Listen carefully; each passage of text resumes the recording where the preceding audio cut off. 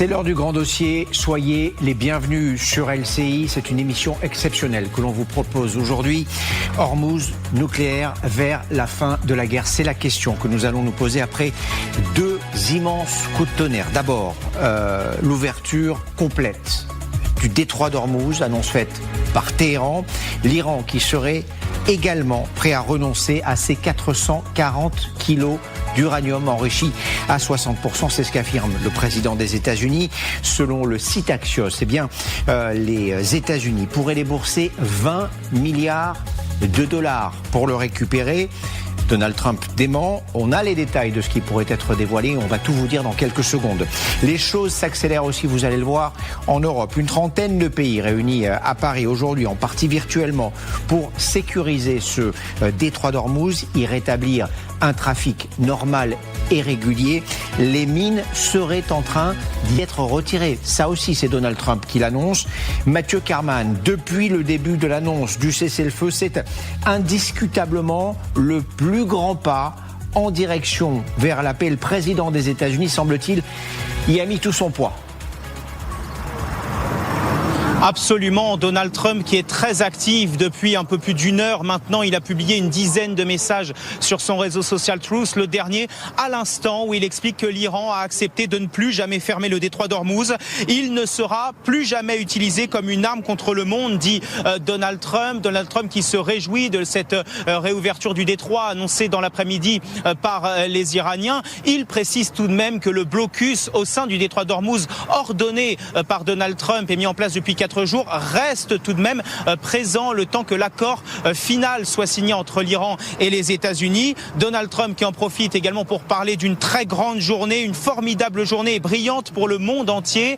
Donald Trump qui remercie le Premier ministre du Pakistan pour son travail dans ces négociations. On attend, on scrute toujours son réseau social pour savoir s'il va annoncer qu'il se rendra dans les prochains jours au Pakistan et à Islamabad. On sait qu'hier il a annoncé ici depuis la Maison-Blanche que cela pourrait être une possibilité, mais Donald Trump annonce donc la réouverture du détroit d'Ormuz et le maintien du blocus des États-Unis contre l'Iran. Merci Mathieu, on va vous retrouver évidemment tout au long de cet après-midi parce que les déclarations côté américain sont en train de s'enchaîner. Ça bouge et ça bouge vite pour tout comprendre, pour décrypter, pour essayer évidemment de prendre un peu de distance avec cette actualité extrêmement rapide. Gallagher Fenwick est avec nous, grand reporter, spécialiste des questions internationales. Bonjour, merci d'être avec nous. Le général Nicolas Richoux, ancien commandant de la 7e brigade blindée. Bonsoir. Merci d'être là, général. Rina Bassiste, journaliste franco-israélienne, correspondante pour Al Monitor. Merci d'être là. Vous allez évidemment nous éclairer de vos lumières, tout comme Xavier de Giacomoni, éditorialiste international LCI. Vous connaissez, je le répète, cette région comme votre poche et on va s'y rendre en direct tout au long de l'heure et demie qui viennent. Qui aurait pu imaginer il y a encore quelques heures ce que Donald Trump déclare sur son réseau social aujourd'hui. L'Iran vient d'annoncer que le détroit d'Ormuz est entièrement ouvert. Il y a une petite coquille, vous l'aurez remarqué, est prêt à la navigation. Merci. Voilà ce que dit Donald Trump. Alors, je vais vous poser une question très simple à tous. Vos réponses, évidemment, peuvent être complexes, mais ma question est la question que tout le monde se pose à 16h48 très précisément. Est-ce, Rina, le début de la fin de la guerre ? Ça dépend pour qui. Et bien sûr, on espère qu'il y aura cette deuxième rencontre à Islamabad et que ça va amener à un accord entre les Iraniens et les Américains. Après, en Israël, évidemment, on s'inquiète énormément sur la question nucléaire. Et c'est pas par hasard, justement, qu'il y avait aussi cette annonce aussi de la part du président américain, plus ou moins de la même façon, sur le cessez-le-feu au Liban. Une réponse en fait qui a généré une certaine rage en Israël, non seulement parmi la population du nord du pays, bien sûr, qui sont les premières affectées, mais aussi de la part de ministres qui étaient fâchés pourquoi le président américain nous impose sans qu'on nous consulte. Et c'est lié à l'Iran. Et pourquoi je dis ça? Pourquoi c'est lié à l'Iran? Parce qu'on peut s'imaginer qu'il y avait justement un certain deal là, entre Netanyahou et le président américain, Netanyahou, qui accepte justement ce cessez-le-feu, malgré le fait que ses ministres, lui, sont contre et que les Israéliens sont contre. Mais en revanche, Israël attend maintenant que ces négociations à Islamabad ou ailleurs vont justement aboutir à quelque chose de réel. Donc une vraie réponse sur la question nucléaire. On n'est pas tout à fait sûr qu'effectivement ça sera la fin des négociations. De vraies annonces, énormément de réactions à travers la planète. On va en parler ensemble dans les minutes qui viennent. Cette réouverture annoncée du détroit d'Ormuz, réaction immédiate évidemment sur les marchés financiers, forte hausse des marchés actions, forte baisse des prix du baril. Xavier Giacomoni, avant d'aller plus loin, j'aimerais qu'on aille devant notre écran géant ensemble parce que cette réouverture, si elle venait à se confirmer, a priori elle serait totale. Alors on va voir évidemment ce qu'entendent les uns et les autres par total, mais d'abord une question simple. Qu'est-ce qu'elle change ? Ça change que le trafic, le flux de navires, 120, 150 navires chaque jour, pourrait reprendre dans le détroit d'Ormuz. Le détroit d'Ormuz, vous le savez, c'est quasiment 20% du pétrole mondial et 25% de l'énergie, si on inclut notamment le gaz. C'est extrêmement important et effectivement, ça bloque les économies mondiales. On a vu l'augmentation du cours du pétrole. D'ailleurs, il redescend là. Depuis les annonces de Donald Trump, on arrive à un baril aux alentours de $90. Il était monté à près de $120, vous imaginez. Donc si ça se confirme, ça pourrait être une bonne nouvelle pour tous les automobilistes sur la planète. On pourrait avoir des baisses de prix sur les carburants. On n'en est pas encore là parce que cette réouverture, elle n'est pas totale. Elle est totalement conditionnée à l'Iran. En fait, l'Iran dit, il n'y a pas de problème pour circuler dans le détroit d'Ormuz. Il n'y en a jamais eu d'ailleurs. Alors, on a fait un cessez-le-feu, Israël a fait un cessez-le-feu avec le Liban, donc du coup, on vous le redit en fait, c'est ce que dit le ministre des Affaires étrangères, mais là vous avez le parcours classique des navires lorsqu'ils entrent. Vous avez un rail montant qui passe au large de la péninsule de Musandam qui est omanaise et qui après va dans le golfe Persique, rail descendant, comme dans la Manche, pour nos téléspectateurs qui connaissent la navigation dans ces coins-là. Mais là, ce que proposent les Iraniens, c'est ce qui était en place depuis plusieurs semaines. Un détour en sortant par l'île de l'Arak, pareil en entrant. Il y a très peu de fond, c'est très très peu large, c'est extrêmement dangereux pour les gros pétroliers. Mais quel est l'intérêt pour les Iraniens ? C'est qu'à cet endroit-là, ils appliquent un péage qui peut monter jusqu'à $2 millions pour les plus gros pétroliers. L'Iran annonce un déblocage du détroit, confirmé par Donald Trump sur les réseaux sociaux. C'est important.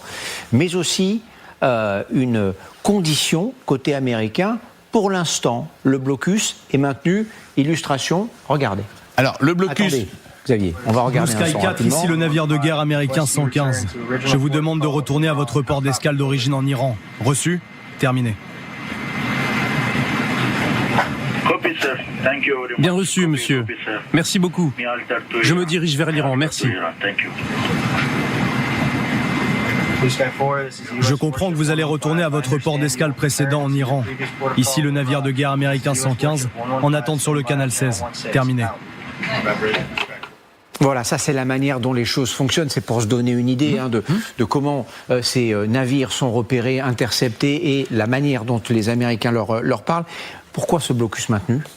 Parce que les Américains veulent maintenir la pression. Ce blocus, il est ici, dans le golfe d'Oman. C'est-à-dire que tous les navires, même iraniens, peuvent franchir ici. Alors les Occidentaux ou les non-iraniens doivent payer le péage. Mais ensuite, entre la frontière pakistanaise et la côte la plus orientale d'Oman, il y a cette ligne jaune où vous avez les destroyers, les frégates américaines qui contrôlent totalement le trafic. On a vu comment ça se passe. C'est très intéressant parce que les Iraniens font exactement de la même manière ici, depuis Bandar Abbas, depuis le port des gardiens de la Révolution. Ils appelaient les navires, ils leur disaient non, vous ne pouvez pas passer. Certains ont été détruits quand même. Au moins 14 bateaux ont été touchés par des tirs iraniens. Maintenant, en fait, là-haut, là où il y a écrit détroit d'Ormuz, Bandar Abbas un peu au nord, l'île de l'Arak, c'est le péage iranien, un péage, je vous le disais, qui peut monter à $2 millions. Mais quand on sait que les primes d'assurance ont pu être évaluées jusqu'à 20 millions d'euros. Ça peut être intéressant pour certaines compagnies de transport maritime. Effectivement, on rejoint tout de suite Olivier Poivre d'Arvor, ambassadeur de France pour les océans et les pôles. Merci d'être avec nous. Qu'est-ce que ça change, ce déblocage annoncé? Vous voyez que je reste prudent avec les mots. Annoncé par les Iraniens, confirmé par les Américains. C'est une grande nouvelle, en effet, après plusieurs journées de crise, mais le détroit d'Ormuz a été en effet entièrement ouvert, comme le disent les Iraniens. Reste néanmoins qu'il y a toujours un blocus américain sur les ports iraniens et que, comme vous venez de le dire, la question du passage et de la redevance n'est pas claire. À ce jour, je ne pense pas qu'aujourd'hui il y ait une perception ou un péage qui soit mis en place, mais c'est une menace comme une autre. Je crois que ce qui est clair, c'est qu'en fait, on réalise seulement, après presque 50 jours de guerre, que l'océan est plus fort que tout et que 95% du commerce maritime, du commerce mondial est maritime, et que donc c'était en effet très dangereux de s'attaquer à l'Iran sans penser que ça allait devenir une arme.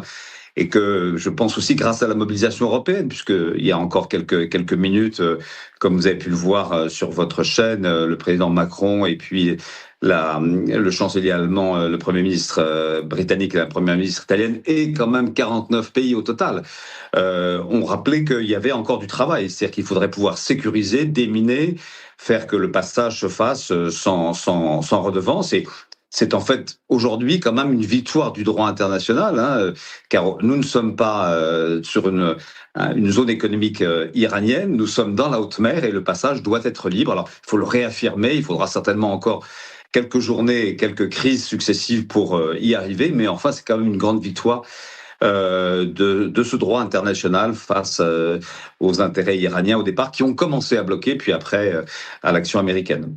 Donald Trump qui est visiblement à l'œuvre sur son téléphone, il ne le lâche plus. Il vient de communiquer à nouveau. Il dit, le président des États-Unis, l'Iran accepte de ne jamais plus fermer le détroit d'Ormuz. Il ne sera jamais plus utilisé comme une arme contre le monde. C'est ce que dit le président des États-Unis, Donald Trump, c'est en anglais, d'où mon erreur. Est-ce qu'on doit croire ce président Gallagher Fenwick qui vient de tweeter à 8 ou 9 reprises depuis quelques minutes pour faire partager cette information au monde? Bon, vous savez qui va répondre à votre question? Et Xavier de Giacomoni a prononcé le mot-clé. Ce sont les assureurs. En fait, c'est une question d'assurance. Et donc, les assureurs vont décider si oui ou non, ils sont prêts à prendre ce risque. Deux choses. Xavier, à juste titre, a pointé le fait que dans son message, le ministre iranien des Affaires étrangères, Abbas Araghchi, est très clair sur la réouverture, mais elle est conditionnée par quoi? Par le passage au nord de l'île de Larak, qui est le minuscule chenal qui permet actuellement aux Iraniens de verrouiller quelque part le passage, ou en tous les cas de le contrôler et d'exercer cette pression du péage. Par ailleurs, de leur côté, les Américains, eux, par le biais du CENTCOM, c'est la force qui centralise les opérations dans cette région, ont fait savoir que pour l'instant, le blocus américain, pareillement, reste en place. Donc on a le sentiment, il y a deux choses. Il y a des paroles qui indiquent une bonne volonté, mais il va falloir observer les gestes. Et Xavier de Giacomoni a raison. En fait, si vous voulez, même s'il y a ces déclarations, ça va prendre du temps avant que la circulation reprenne comme précédemment. C'est pas une question. Ça, c'est un point clé, évidemment, le temps que cela va mettre pour qu'on retrouve ce qui est le flux de bateaux réguliers avant le début de cette guerre. Combien de temps en général? Ça dépend. Alors, c'est absolument impossible de le dire aujourd'hui, pour une simple raison, c'est qu'on ne sait pas combien de mines ont été posées, et si même des mines ont été posées. C'est-à-dire que le simple fait de dire que des mines ont été posées ont interrompu la circulation dans le détroit d'Ormuz. Ensuite, les Iraniens nous ont expliqué que ces mines étaient dérivantes, donc on ne savait pas où elles étaient, mais finalement, on n'en a aucune preuve. Rien n'a été déminé, parce que quand on nous dit que ça a été déminé, deux destroyers sont passés, ils ont déminé, ils n'ont rien déminé du tout. Un destroyer, c'est pas fait fait pour déminer. Pour ça, il faut des chasseurs de mines, il n'y en a pas. Donc déjà, il faut s'assurer que le détroit d'Ormuz est parfaitement libre de mines, et ensuite, il y a des centaines de bateaux qui attendent, et il va falloir rétablir, là, il y a un problème, je dirais, matriciel pour rétablir la circulation. Quasi 3000 bateaux de chaque côté, beaucoup de bateaux au mouillage. C'est absolument gigantesque. Moi, je pense que c'est un problème de plusieurs semaines, en tous les cas. Quelques centaines de bateaux côté Golfe, 7 ou 800, ce sont les chiffres qui nous parviennent. Si l'on calcule 120, 150 bateaux par jour à 200 bateaux peuvent passer par jour, c'est une affaire de quelques jours. À partir du moment où par l'Arak, il y en aura beaucoup moins. À partir du moment où le détroit est complètement nettoyé, si j'ose dire, les choses pourraient avancer très rapidement. Rina Bassiste, pardon. Oui, non, mais je reviens à ce que Gallagher a dit, parce qu'à la fin, il y a ce décalage énorme entre les déclarations et les détails. Et il faut quand même regarder les détails, et c'est ce que le président américain a priori n'a pas fait, parce qu'il a vu une volonté soi-disant politique iranienne. Ok, on va ouvrir les détroits d'Ormuz tout de suite sur le Truth Social, et après, quelques minutes après, il comprend, mais en fait, les détails, c'est pas quelque chose de négligeable, parce que si c'est vraiment qu'un tout petit schéma où les bateaux peuvent passer, et c'est le schéma que les Iraniens contrôlent de toute façon 100%, ça veut dire qu'ils vont faire zéro effort, en fait, pour ouvrir les autres chemins, et pour faire passer tous ces 120 bateaux par jour, il suffit pas, il faudra faire un effort de tous les côtés. Donc cet écart énorme et cet manque de volonté peut-être à ne pas regarder les détails, parce que les détails tuent cette célébration américaine, c'est là le cœur du problème. C'est extrêmement intéressant quand on regarde Marine Traffic, là, que tout le monde connaît maintenant, qui est devenu extrêmement célèbre grâce à cette crise. Il y a très très peu de bateaux, évidemment, il y a 3-4 bateaux qui circulent. Mais il y a un détail qui a attiré mon attention, c'est qu'il y a 2 bateaux de croisière qui sont en train de sortir du détroit d'Ormuz en longeant la côte omanaise au plus près, mais alors vraiment au plus près, très très loin de la côte iranienne pour se mettre à l'abri. Et en fait, ces bateaux, ils rejoignent Oman. Il n'y a pas de passagers à bord, a priori. Ce sont des bateaux qui profitent de ce moment-là pour aller se mettre à l'abri. Violet, c'est le code couleur pour les bateaux de plaisance. Bernard Guetta va nous rejoindre. Il arrive, député européen, Renew, spécialiste des questions internationales. Quel après-midi, monsieur Guetta. Quelle succession d'annonces, de coups de tonnerre, de coups de théâtre. Qui aurait pu imaginer il y a encore quelques heures que nous en soyons là à discuter des modalités de ce qui ressemble à un début de chemin vers la paix. D'abord, j'aimerais avoir votre sentiment assez simple. Est-ce qu'on est sur la bonne voie ? Je sais qu'on a des spécialistes ici qui nous disent attention aux détails. Donald Trump, il ne va pas dans les détails, il annonce les bonnes nouvelles et puis après, c'est aux autres de se débrouiller. L'Iran annonce le déblocage du détroit. Elle annonce aussi les États-Unis annoncent qu'un accord aurait pu être trouvé sur les 440 kilos d'uranium enrichi à 60%. Voilà, ça c'est cet après-midi. Est-ce qu'on se dirige vers le début de la fin de la guerre ? Les négociations battent leur plein. Est-ce qu'elles aboutiront ? Je ne sais pas, personne ne le sait. Ce n'est pas improbable. Mais moi, ce qui me frappe à la minute qu'il est, c'est à quel point les Iraniens jouent finement. Parce que les Américains, Donald Trump annonce avant-hier qu'il bloque le détroit d'Ormuz, et là, les Iraniens disent non, de notre côté, il est ouvert. C'est-à-dire qu'ils mettent Donald Trump dans une situation, écoutez, passablement étrange, pour ne pas dire ridicule. Parce qu'il est assez étrange que ce soit aujourd'hui les Américains qui bloquent le détroit d'Ormuz alors que les Iraniens ne le bloquent plus, alors même que ce blocage a des conséquences, nous en parlons sans arrêt, aussi catastrophiques, vraiment catastrophiques pour l'économie mondiale et donc pour l'économie américaine. Donc vraiment, là, les Iraniens ont joué finement. Je crois que Trump va plus ou moins être obligé assez rapidement, lui aussi, de dire non, finalement on débloque. Et l'annonce passablement comique, selon laquelle les Américains et les Iraniens seraient en train de déminer le détroit, dont vous aviez raison, général, de dire tout à l'heure qu'on ne sait pas s'il est réellement miné. A priori même, on sait qu'il n'y en a pas, quoi. Exactement. Moi, quand on voit les bateaux passer... C'est ce que je pense aussi. C'est pour ça que j'indiquais les bateaux de croisière tout à l'heure. Il y a des bateaux de croisière, il n'y a pas de... Mais bien sûr, c'est ce que je pense aussi. Non, on est là véritablement dans un moment tout à fait burlesque.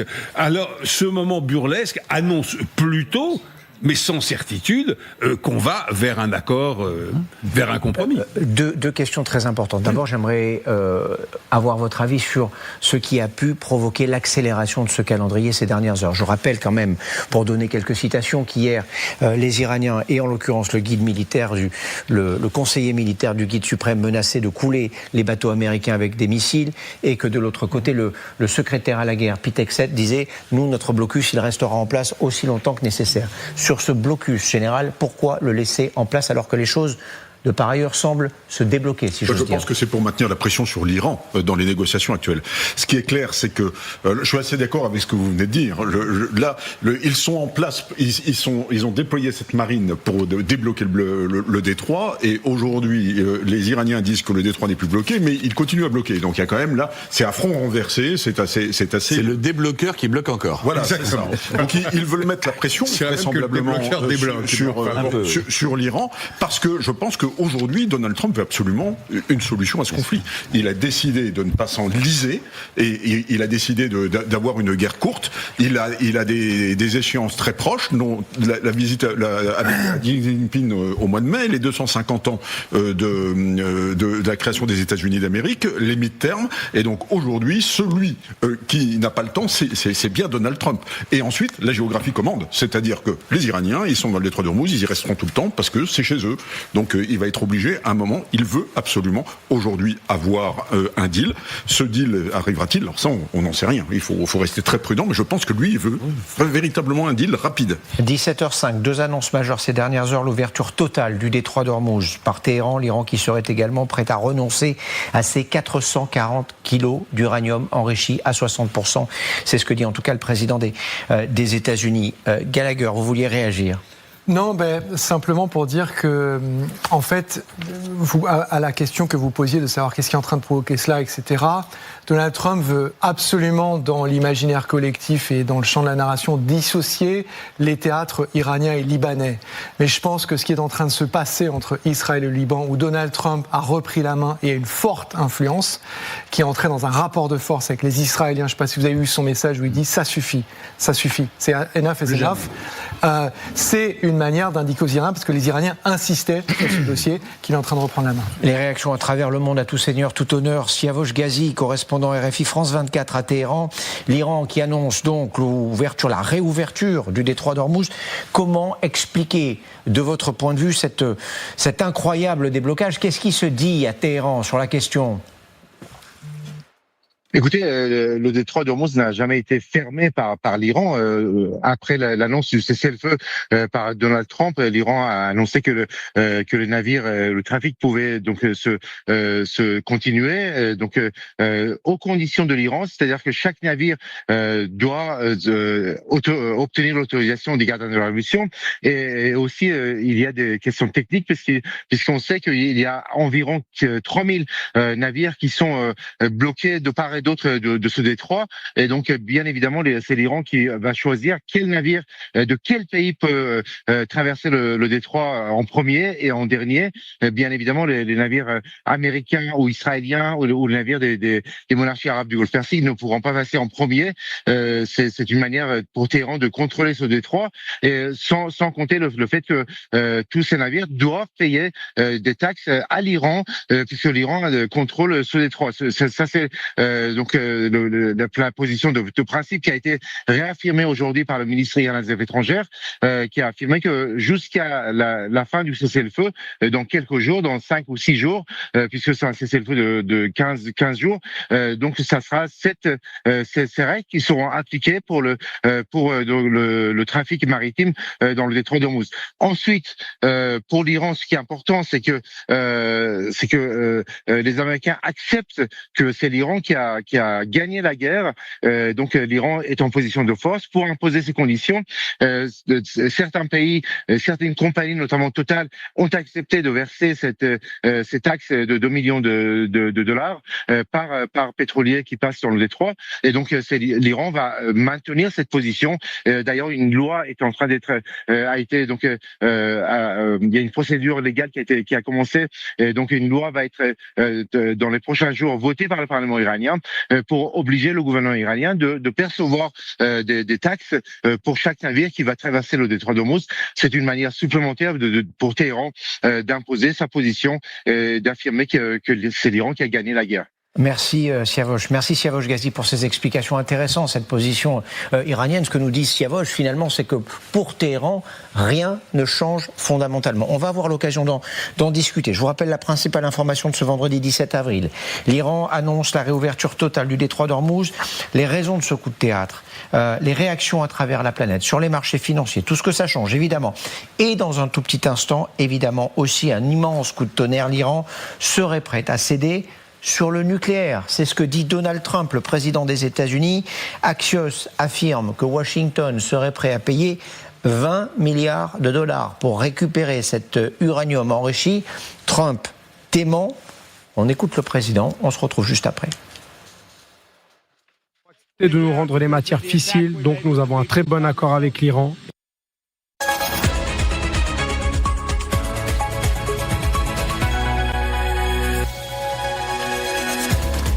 Merci d'être avec nous sur LCI. Le grand dossier se poursuit. C'est une émission exceptionnelle que nous vous proposons ce vendredi. L'Iran annonce donc la réouverture complète du détroit d'Ormuz. Immense surprise après les déclarations de ces derniers jours. Nous verrons quand et comment le trafic maritime peut ou va reprendre. Il y a quand même, vous allez le voir, quelques conditions pour nous accompagner ce vendredi. Gallagher Fenwick, grand reporter, le général Nicolas Richoux, Rina Bassiste, Xavier de Giacomoni et Bernard Guetta, député européen Renew, spécialiste de géopolitique. Alors, autre coup de théâtre majeur aujourd'hui, ces mêmes Iraniens qui seraient prêts, tenez-vous bien, à céder sur le nucléaire, au moins en partie, c'est ce qu'affirme Donald Trump. Ce qu'il y a de plus important, c'est que l'Iran n'ait pas d'armes nucléaires. Et ils sont d'accord sur ce point, ils ont accepté, et c'est une acceptation très forte de leur part. Ils ont accepté de nous rendre les matières fissiles, donc nous avons un très bon accord avec l'Iran, et je pense que ça connaîtra une issue positive. Toutes ces annonces, toutes ces informations, on va les prendre avec beaucoup de précautions, parce qu'on n'en sait pas grand-chose en réalité. Et si Washington payait 20 milliards de dollars, c'est ce que les Américains pourraient débourser pour ces 440 kilos d'uranium enrichi à 60%. Il n'en est pas question, dit le président des États-Unis dans un tweet qu'il vient de publier. Et c'est pourtant ce qu'affirme le site Axios qui, lui, détaille ce plan américain. Et ces détails, Mathieu Karman, vous les avez obtenus.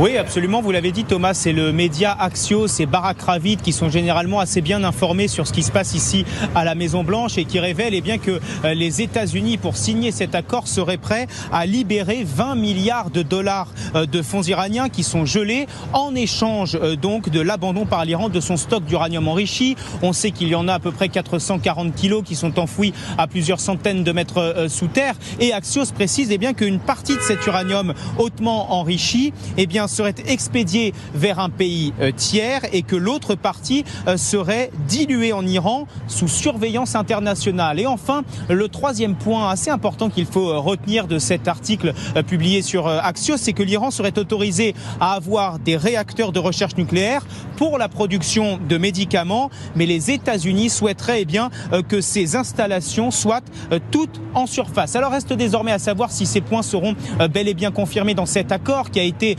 confirmé hier par Donald Trump ici à la Maison-Blanche. Cet accord pourrait être signé du côté d'Islamabad et Donald Trump lui-même pourrait se rendre en personne à Islamabad pour entériner définitivement cet accord entre l'Iran et les États-Unis. Merci Mathieu, merci aussi à Julie Janus qui vous accompagne. On va vous retrouver évidemment au fur et à mesure que cette actualité continue d'évoluer. Alors c'est passionnant ce qui vient d'être dit.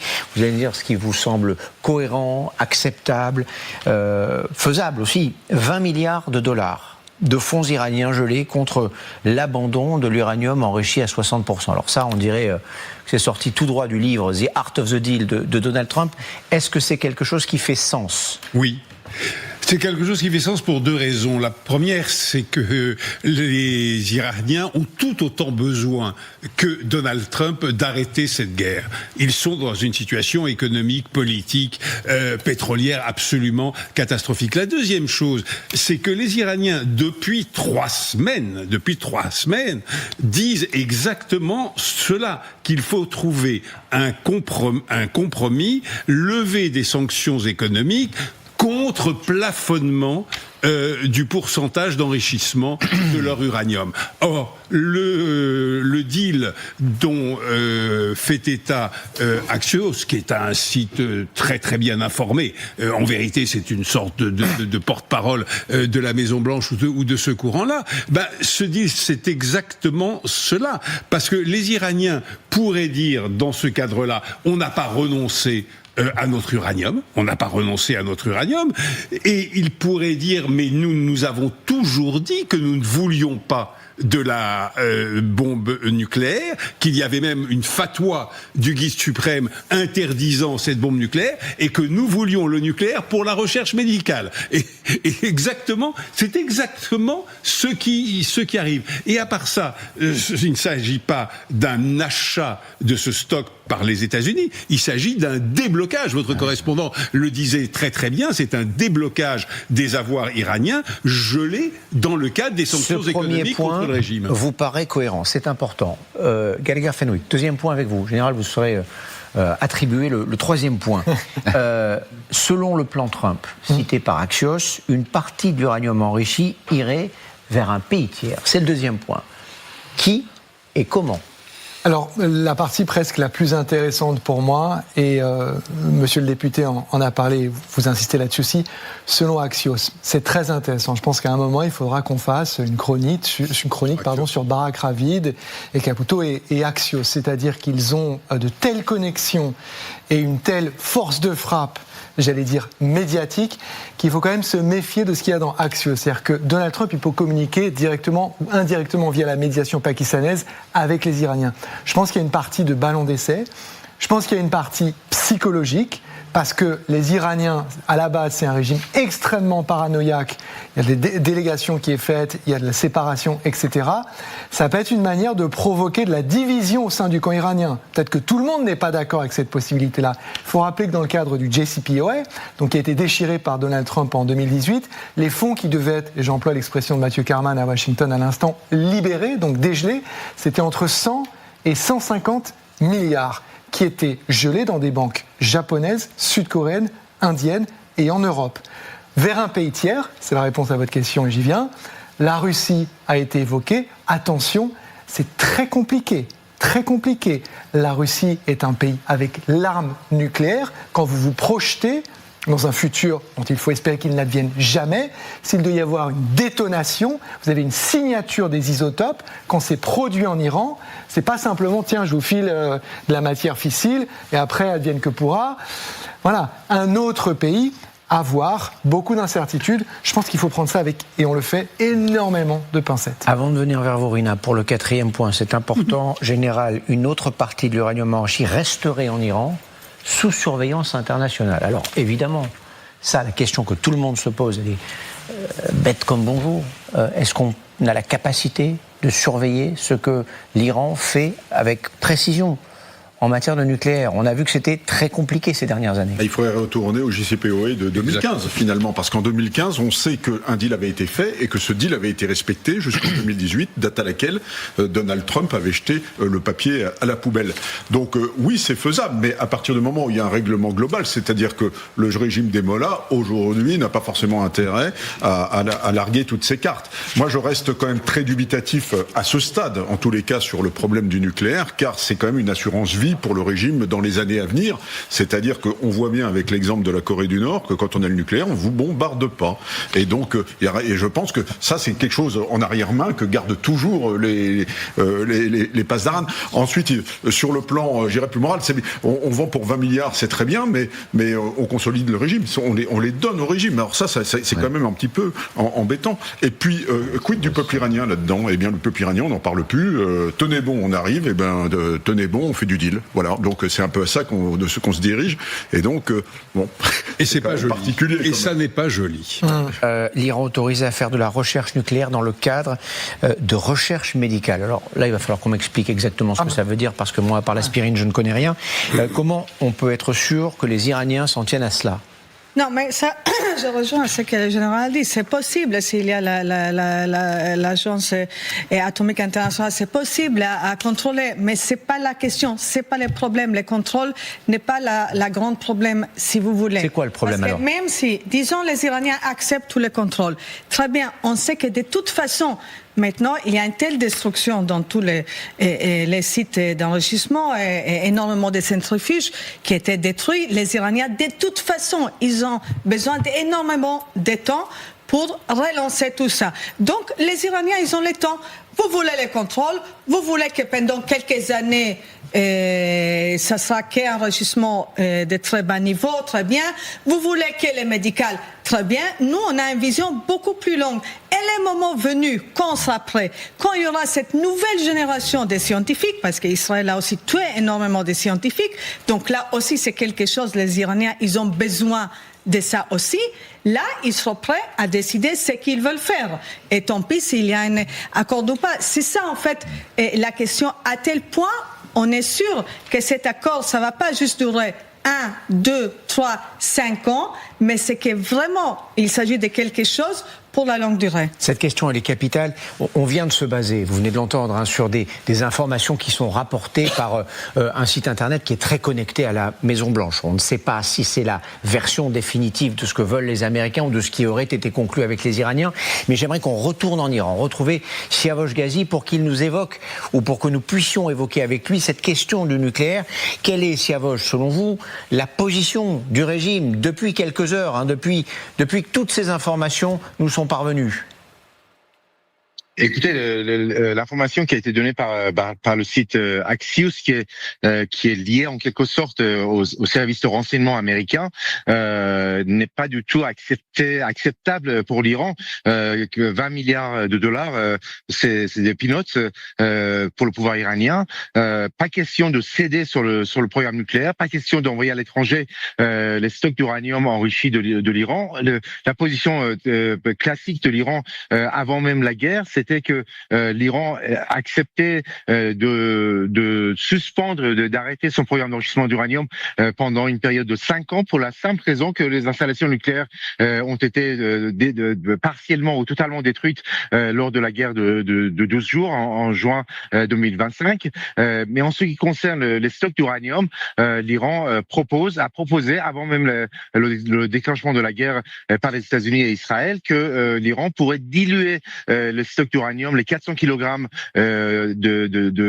d'uranium enrichi à 60%, de les diluer à moins de 5%, une possibilité donc qui a été proposée par l'Iran, tout en disant que les stocks d'uranium seront gardés en Iran même. Donc l'Iran maintient cette position depuis l'entrée en vigueur du cessez-le-feu.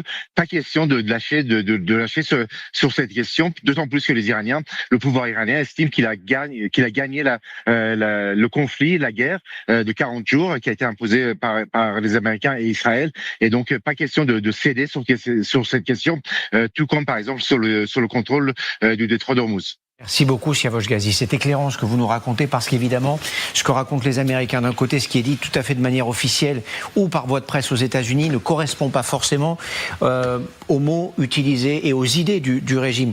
On va parler de ces 440 kilos d'uranium enrichi à 60%. Est-ce qu'on sait où ils sont? Est-ce qu'on sait comment on peut les récupérer? Qu'est-ce qu'on en sait après 46, 47, 48 jours? Absolument. Alors on pense savoir où ils sont. C'est qui ont essentiellement le renseignement, les Occidentaux. On a également entendu le gendarme de l'Agence mondiale pour l'énergie atomique, Raphaël Mariano Grossi. On se replonge en juin dernier, rappelez-vous, Thomas, avec plusieurs séquences. D'abord le 19 juin, des images par Maxar, satellitaire, avec ces camions qu'on voit ici, dont on ne sait pas exactement ce qu'ils font. Il est possible, on est sur le site de Fordo, qu'ils aient transporter une partie de cet uranium enrichi vers d'autres sites. Ce site de Fordo, il fait partie des 2 sites avec Natanz ciblés par les fameuses bombes GBU-57. 14 d'entre elles, des bombes perforantes qui vont très profondément sur le site. A priori, tout cela se situerait, Jean-Paul conditionnel, à la fois à Natanz et à Ispahan. Un chiffre donné par Raphaël Mariano Grossi, au moins la moitié à Ispahan, qui lui avait été ciblé par une trentaine de missiles Tomahawk tirés depuis un sous-marin. Ça, ce sont les centrifugeuses qu'on voyait à l'instant, dont parlait Rina Bassis tout à l'heure, qui ont été grandement endommagées par ces bombardements, notamment ceux sur le site d'Ispahan, je l'ai dit, qui avaient été ciblés par ces missiles Tomahawk. Au moins, on a une petite idée, évidemment, d'où se trouvent ces stocks d'uranium enrichi. Alors, évidemment, ouverture complète du détroit d'Ormuz, c'est ce que disent les Iraniens.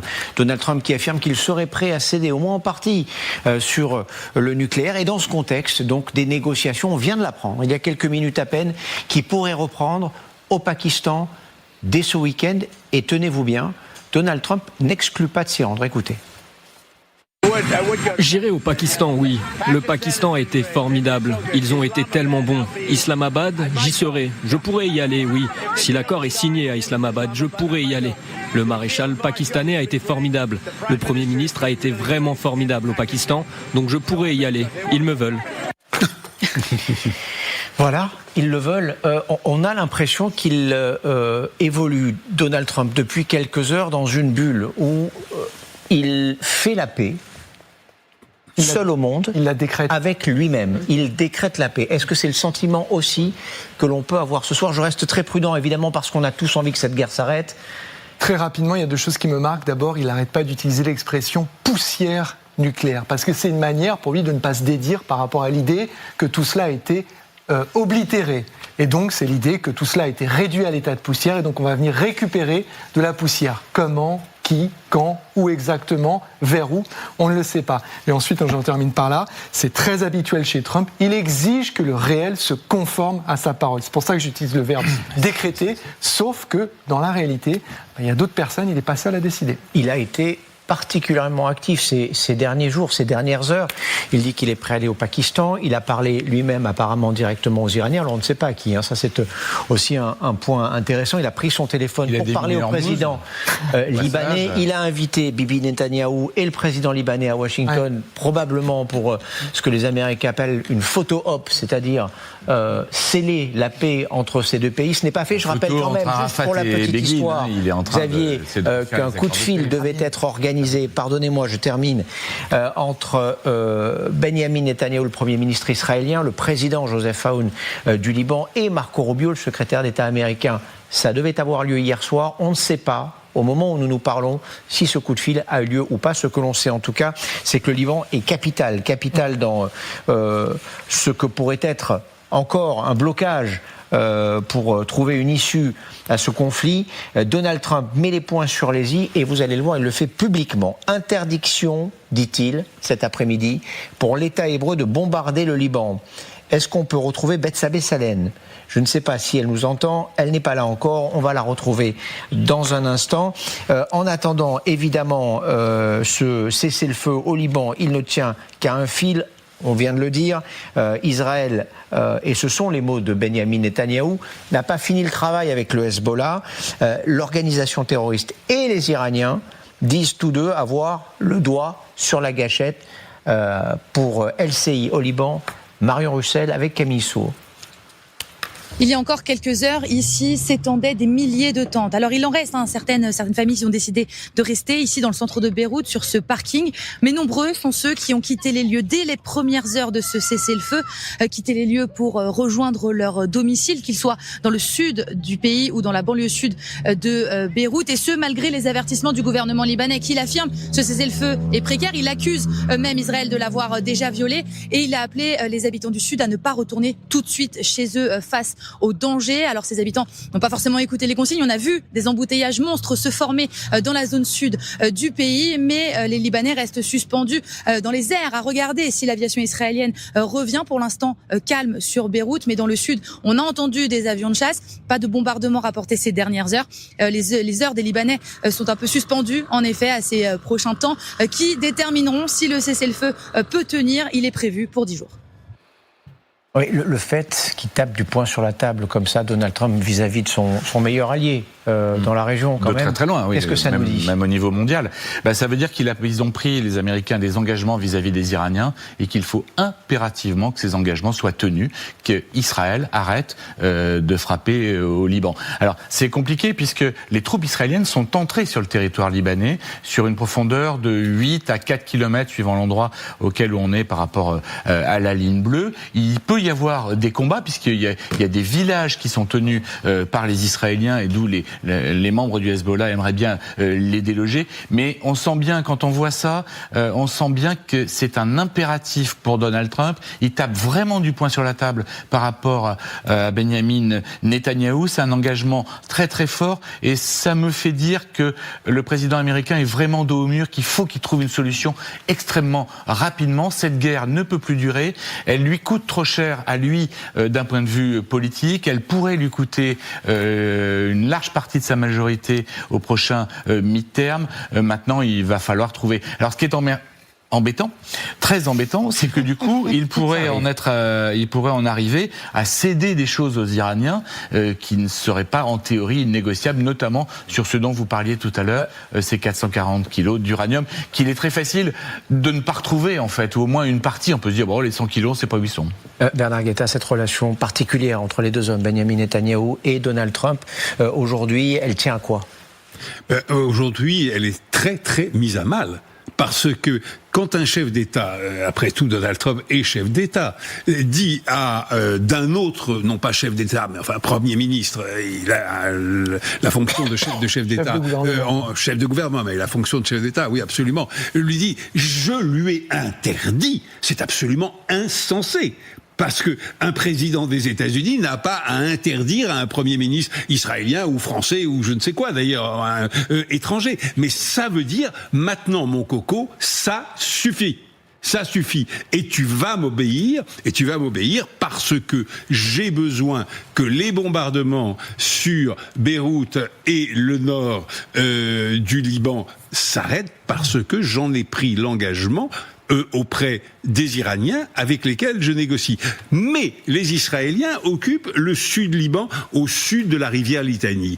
Et cette occupation, elle va se poursuivre. Parce que le mot, c'est cessez-le-feu. C'est pas accord de paix. Et tant qu'il y a un cessez-le-feu, exactement, tant qu'il y a un cessez-le-feu, c'est sur la ligne de front. Eh bien, la ligne de front, les Israéliens vont la maintenir, et sur ce territoire-là, vous aviez tout à fait raison de le souligner, ils vont continuer la bataille avec le Hezbollah, mais en revanche, ils devraient logiquement, ce qui est très probable, ils obéissent à Trump, arrêter les bombardements contre des personnes ou des organisations du Hezbollah à Beyrouth et dans d'autres parties du territoire libanais. Ça, c'est un point important. Est-ce qu'il peut l'entendre, est-ce qu'il va l'entendre, Benjamin Netanyahou, cette interdiction. On connaît le Premier ministre israélien, on sait de quelle trempe et de quel caractère il peut faire œuvre parfois. Est-ce qu'il peut l'entendre, cet ordre ? Mais il a déjà entendu, parce que le président américain a fait les choses un peu à l'envers. Il a d'abord dit au Premier ministre Benjamin Netanyahou, écoutez, il y a un cessez-le-feu, c'est comme ça, au revoir. C'est sûrement un coup de fil assez rapide, peut-être pas avec ce mot précis, mais dans cet esprit. Et c'était tellement rapide, et ça a été tellement vite fuité dans la presse qu'en fait, Benjamin Netanyahou n'a même pas eu le temps de convenir de mettre en place son cabinet de sécurité pour, soi-disant, avoir une vote sur le sujet. Donc il était obligé d'appeler tout le monde au téléphone, disant c'est décidé, il y a un cessez-le-feu. Les ministres étaient absolument furieux. Ils disaient mais c'est quoi cette histoire que nous on a déjà attendu dans la presse, que le président américain a décidé pour nous comment on va les faire. Et ça c'est les ministres de la coalition. Après vous pouvez imaginer tous les chefs de l'opposition qui disent mais c'est quoi cette histoire? Très bien, l'idée est peut-être très bonne, mais il faut quand même discuter. Il y a une coalition, il y a une opposition.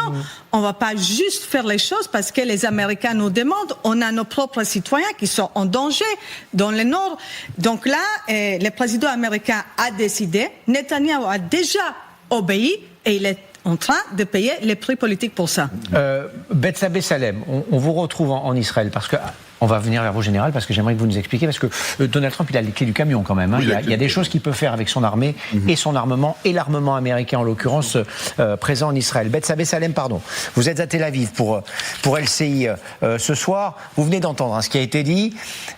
Clairement, ça ne passe pas, cette injonction du président américain.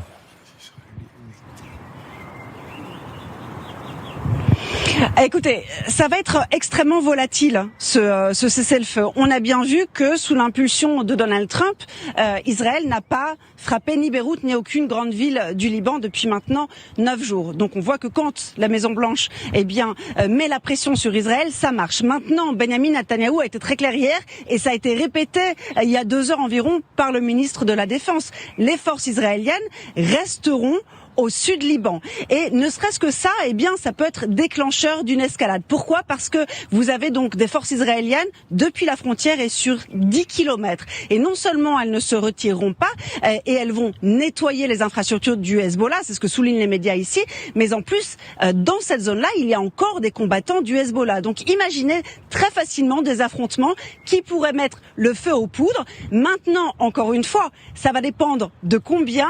Derrière, disons en coulisses, Donald Trump insiste là-dessus. Donald Trump a parlé de bombardement.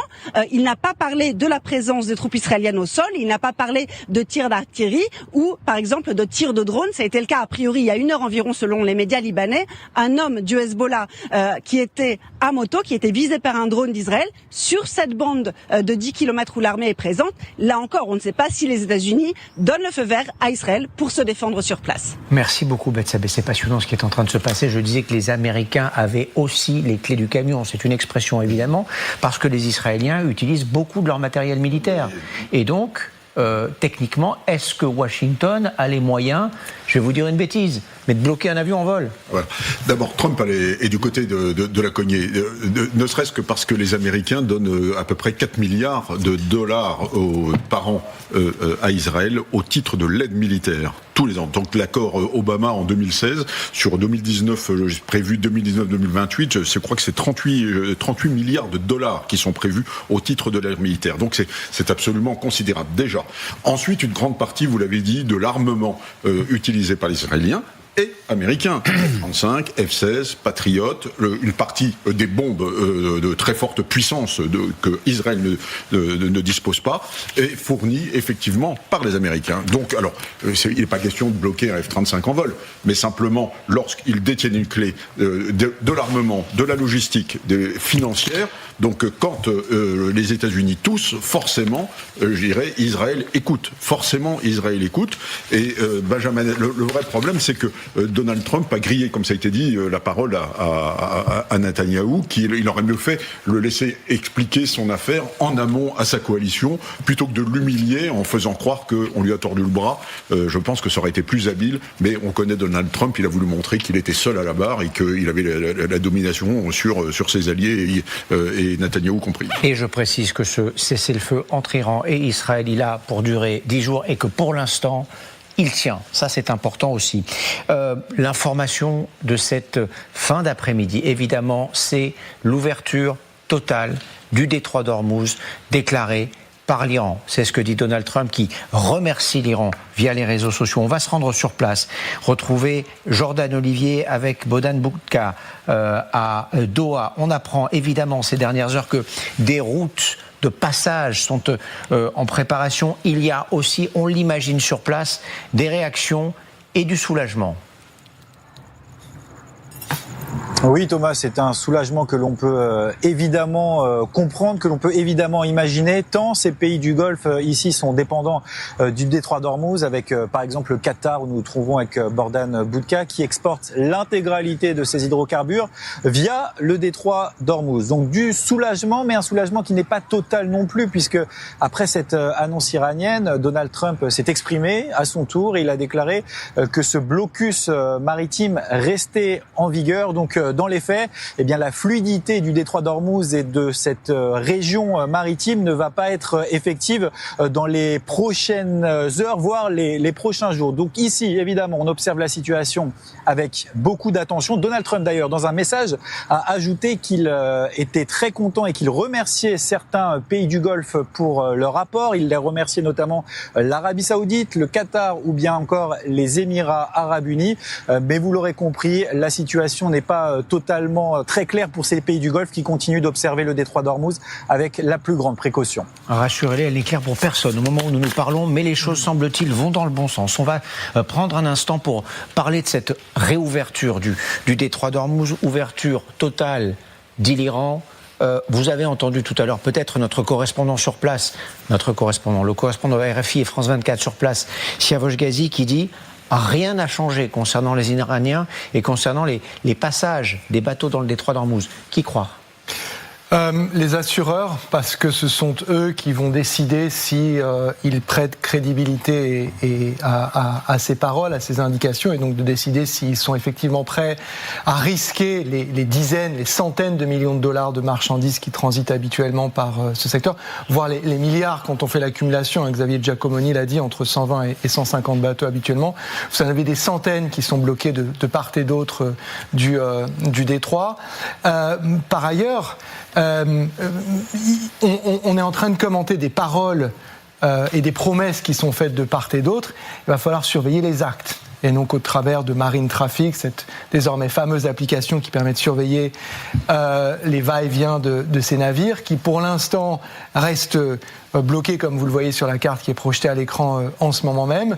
Donc on sent qu'il y a une atmosphère positive, que ça reste extrêmement fragile. Il faut quand même rappeler qu'un cessez-le-feu est un État qui est davantage proche de la guerre que de celui de la paix.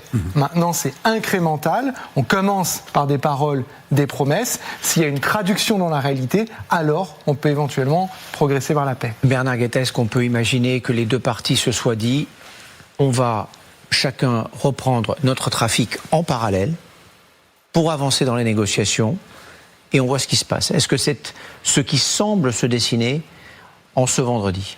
Écoutez, premièrement, ça n'est pas complètement impossible, effectivement, mais la certitude, c'est que des deux côtés, américains et iraniens, on cherche aujourd'hui les termes d'un compromis. Est-ce qu'ils vont y arriver ou pas? Je dirais que oui, parce que c'est leur intérêt majeur aux deux parties, mais on peut dire que non, parce que dans une négociation aussi délicate, aussi compliquée que celle-là, les dérapages sont toujours possibles. Et puis, si vous me permettez un troisième point, moi, ce qui me frappe vraiment cet après-midi, c'est la vitesse à laquelle Donald Trump décrédibilise les États-Unis auprès de tous ses alliés. Les Européens, c'est fait depuis le Groenland. C'est vraiment fait, je peux vous le dire, depuis le Parlement européen, c'est vraiment fait depuis le Groenland. J'étais, il y a 15 jours, avec une délégation du Parlement européen au Japon et en Corée du Sud. Ni les Japonais ni les Coréens ne le disent ouvertement. Mais leur grande crainte aujourd'hui, c'est que, de même que Donald Trump cherche un accord sur le dos des Européens avec Poutine, il ne cherche un accord avec Pékin sur le dos de la Corée, du Japon et de ses alliés de l'Asie. Et maintenant, Israël, c'est le dernier point. Il les trahit littéralement. Il trahit littéralement son allié, Bibi Netanyahou. La presse israélienne, je l'ai regardée avant de venir, est d'ores et déjà incendiaire. Les leaders de l'opposition sont absolument incendiaires parce que Bibi est complètement ridiculisé par Netanyahou. Et dernier point, les pays du Golfe. Les pays du Golfe, ils ont vu que ce président des États-Unis lançait une guerre contre l'Iran et était incapable de les défendre contre les représailles de l'Iran. Ils n'ont plus aucune confiance dans les États-Unis. Bien, écoutez, véritablement, cet écroulement, parce que je crois que le mot n'est pas trop fort, cet écroulement de la crédibilité des États-Unis, ça aura des conséquences. Ouais, et ça interpelle, évidemment. Il y a autre chose qui interpelle ce soir, même si l'Iran dit lever de facto ce blocus du détroit, Mathieu Karman, c'est qu'à Washington, on a décidé de maintenir l'opération militaire, c'est-à-dire le contre-blocus américain, lui, pour l'instant, en tout cas, reste en place. Est-ce que j'ai bien compris ? Absolument, Thomas, vous avez bien compris, c'est Donald Trump qui l'a annoncé dans son deuxième post publié il y a un peu plus de 2 heures de cela maintenant sur son réseau social Truth.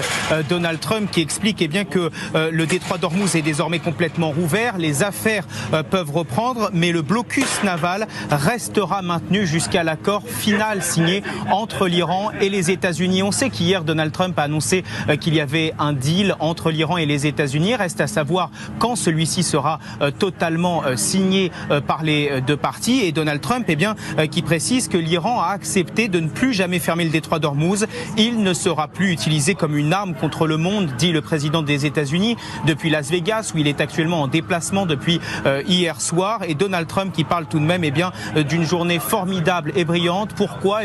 Notamment parce que l'Iran et les États-Unis auraient conjointement retiré les mines qui avaient été posées au début de la guerre par le régime iranien. Et tout cela, vous le voyez, ce sont des informations très importantes qui sont délivrées par Donald Trump sur son réseau social et qui, si elles venaient à être confirmées dans les prochaines heures, seraient une avancée majeure vers la fin de la guerre en Iran. Merci beaucoup, Mathieu. Merci. Si vous nous rejoignez, évidemment, 2 informations capitales cet après-midi. D'abord, l'ouverture totale, complète du détroit d'Ormuz par Téhéran. L'Iran qui serait également prêt à renoncer à ses 440 kilos d'uranium enrichi. J'aimerais qu'on s'attarde quelques secondes sur les toutes dernières déclarations du président des États-Unis. L'Iran ne fermera plus jamais ce détroit d'Ormuz. Il ne sera plus jamais utilisé comme une arme contre le reste du monde. Et il ajoute, nous sommes en train de déminer. Général, une réaction. Ben écoutez, ça c'est véritablement on est dans le champ déclaratoire, comme vous disait Gallagher tout à l'heure. Il aime bien que les déclarations, que la réalité cadre avec ces déclarations et non pas l'inverse.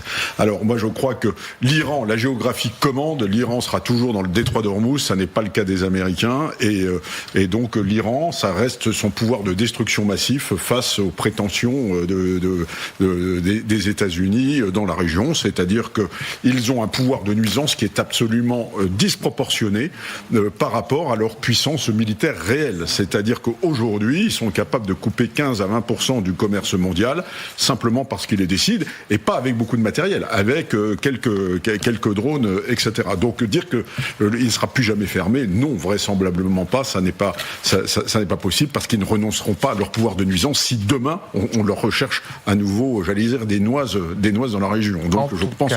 Voilà, ça, oui. Allez-y, pardon, finissez votre phrase. Non. Donc voilà, je pense véritablement qu'on est encore dans le champ déclaratoire, comme le fait toujours Donald Trump aujourd'hui. Et je crois qu'il faut rester très très prudent. Ce qui est clair, et ce qui me semble clair dans sa déclaration, c'est qu'il cherche véritablement très rapidement une porte de sortie. Les combats n'ont pas repris. Ces déclarations veulent absolument arriver à quelque chose de très concret. Et le fait qu'ils tordent le bras à Israël actuellement prouve qu'ils sont prêts à passer, à agir sur leur allié pour obtenir quelque chose de très rapide et qui sera au détriment du peuple iranien, c'est-à-dire que quand ils partiront, la situation dans la région ne sera pas résolue, on restera avec le marasme qu'ils ont créé pendant ces mois-là. On a une petite précision, Donald Trump qui déclare à l'instant à l'agence Reuters, agence de presse britannique, que les États-Unis maintiendront le blocus du détroit d'Ormuz en place jusqu'à ce qu'un accord avec l'Iran soit finalisé. Peut-être que c'est à l'Europe aussi de jouer. À Paris aujourd'hui, vous l'avez peut-être rapidement vu sur nos antennes, ce qui peut ressembler à un front anti-Trump, une trentaine de pays réunis virtuellement, en partie par Emmanuel Macron et Keir Starmer, le Premier ministre britannique, pour travailler justement sur cette question du détroit d'Ormuz. Alors cette image, moi, elle m'a interpellé. Voir ces 4 pays réunis comme cela, l'Italie, la Grande-Bretagne, la France, l'Allemagne, on n'avait pas vu une telle image, une telle solennité dans les gestes, dans les mots qui ont été prononcés aujourd'hui depuis très longtemps. C'est un concentré d'Europe qu'on a aimé cet après-midi. J'aimerais vous poser cette question là-dessus dans un instant. On va juste écouter ce que dit Emmanuel Macron sur justement la réouverture totale du détroit d'Ormuz, sous condition, dit le chef de l'État. Tout cela va dans la bonne direction, même si nous notons que cette réouverture d'Ormuz est conditionnée à une route coordonnée par les autorités iraniennes elles-mêmes et que les États-Unis ont indiqué vouloir maintenir un blocus ciblé aux navires iraniens. On a beaucoup parlé des faiblesses, des manquements de l'Europe ces derniers mois face au tourbillon Donald Trump. L'image que montrent les Européens aujourd'hui et leurs alliés, c'est une toute autre image. Est-ce qu'on est encore, dans le cadre de ce conflit, capable d'avoir du poids, de faire revenir le droit international, de stabiliser et d'apaiser la situation ? Mais écoutez, nous le sommes avec détermination, nous les Européens, depuis au minimum l'affaire du Groenland. Et en vérité, depuis l'entrée de Trump, enfin le retour de Trump à la Maison-Blanche en janvier dernier. On a beaucoup sous-estimé dans tous les pays de l'Union européenne la détermination avec laquelle l'Union aujourd'hui construit son autonomie par rapport aux États-Unis, en tout cas par rapport aux États-Unis de Donald Trump, qui ne veulent plus tout simplement de cette alliance et qui n'arrêtent pas de dire qu'ils ne nous protégeront plus et que nous ne pouvons pas compter sur eux. Alors, remarquez ce qui s'est passé. Vous disiez tout à l'heure avec un sourire une alliance anti-Trump. Mais je ne dirais pas une alliance anti-Trump, mais une alliance alternative à l'alliance avec les États-Unis. Et remarquons qu'il n'y a pas que les pays européens. Il y a beaucoup d'autres pays, notamment le Canada, la Grande-Bretagne, la Norvège, etc., qui sont intéressés aujourd'hui à rejoindre l'Union européenne, à marcher aux côtés de l'Union européenne pour essayer de créer, moi je pense que nous y arriverons, une nouvelle force de stabilisation sur la scène internationale. Je vous dis depuis le début de cette émission que les choses continuent d'avancer à une vitesse folle. Eh bien, ça continue. Ça continue. Ça continue et ça continue encore et encore, comme disent certains chanteurs. Le président Donald Trump a déclaré donc à l'agence Reuters, cette même agence, que les États-Unis travaillent avec l'Iran pour récupérer l'uranium enrichi et, tenez-vous bien, le ramener aux États-Unis. C'est ce que dit le président des États-Unis. Nous allons nous organiser, nous allons y aller avec l'Iran à un rythme tranquille, il parle comme les jeunes, et commencer à creuser avec de grosses machines. Nous ramènerons le tout aux États-Unis. Je me tourne vers vous, Gallagher Fenwick. Ramener l'uranium enrichi aux États-Unis, c'est l'objectif affiché de Donald Trump. Est-ce que c'est concevable au vu de ce qu'on a vu et entendu depuis 1h30 maintenant, y compris en provenance de Téhéran? Almaty, Kazakhstan, 1994. Les Américains négocient avec ce pays post-soviétique pour récupérer 600 kilos d'uranium enrichi.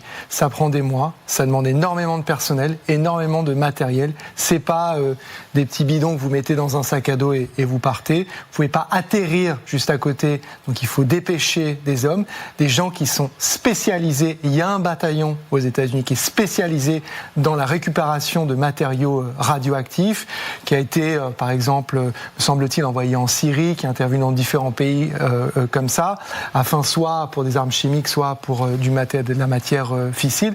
Donc c'est faisable. Déjà, il faut creuser. Enfin, il faut savoir où creuser, parce qu'il faut pouvoir géolocaliser, donc il faut que les Iraniens disent où est-ce que c'est. On parle beaucoup des 440 kilos d'uranium enrichi à plus de 60, mais quid de l'uranium enrichi entre 367 et 60, parce qu'il est possible qu'il y ait aussi cette matière-là. Il faut rappeler que le maximum civil, c'est 367. Donc, ensuite, il faut des containers spécifiques et il faut acheminer tout ça en faisant extrêmement attention. Je vous épargne les détails de ce que vous pouvez provoquer s'il y a une fuite radioactive ou un accident, et après ramener ça aux États-Unis pour le diluer, l'utiliser ou que sais-je. C'est franchement, voilà, on habite dans le monde de Trump, c'est un monde dans lequel tout est possible. Une seule conclusion, et je m'arrête par là, la solution n'était donc pas militaire, mais bien diplomatique. Ça se fait par la négociation et pas par un raid avec un commando qui vole des pelleteuses, qui creuse pendant des semaines en rafalant sur tout ce qui s'approche avec un soutien aérien, etc., comme j'ai pu l'entendre. Non, il faut y aller posément pour éviter d'ajouter de la tragédie au drame. Hélène Bassi, sur ces 2 dernières informations qui nous parviennent, d'abord le blocus américain en place jusqu'à un accord avec l'Iran et sur cet uranium ramené aux États-Unis. Si jamais c'est possible, tant mieux. Je connais en moi quelqu'un qui sera très content, et il s'appelle Volodymyr Zelensky, qui sera très content que ces 400 kilos d'uranium enrichi sont dans les mains des Américains et pas dans les mains russes. Le monde entier. J'ai entendu que l'Europe était très silencieuse sur cette question. Donc, si c'est possible, ça va prendre 2 mois, peut-être même des années. Si c'est possible, tant mieux. Merci à tous d'être venus nous expliquer tout cela. Journée incroyable en termes d'actualité et d'histoire, peut-être.